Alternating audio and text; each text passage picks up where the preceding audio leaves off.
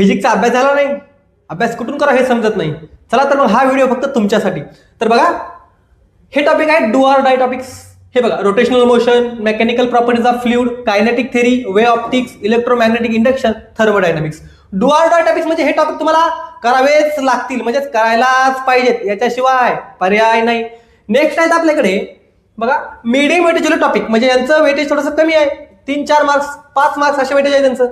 बघा याच्यामध्ये टॉपिक कोणते आहेत?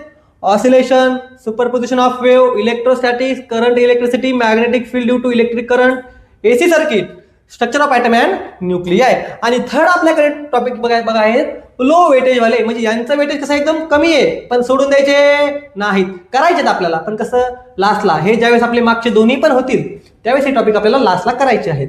कोणते कोणते? Magnetic materials, dual nature of radiation and matter, आणि लास्टला सेमी कंडक्टर डिव्हाइस. चला बघा, आता जे आपले डू ऑर डाय टॉपिक्स आहेत त्याच्यातला पहिला टॉपिक आहे रोटेशनल मोशन. आता दुसऱ्या व्हिडिओमध्ये आपण काय करणार की रोटेशनल मोशन मध्ये जे बी इम्पॉर्टंट PYQ असतील, जे नेहमी रिपीट होतात, एक PYQ आपल्याला 4-5-6 वेळेस दिसतो, असे इम्पॉर्टंट PYQs आपण काय करणार आहोत आपल्या या सिरीजमध्ये घेणार आहोत. किंवा जे इम्पॉर्टंट डेरिव्हेशन असतील, असे क्वेश्चन जे पेपरला हमखास येतातच, ते क्वेश्चन आपण इथे घेणार.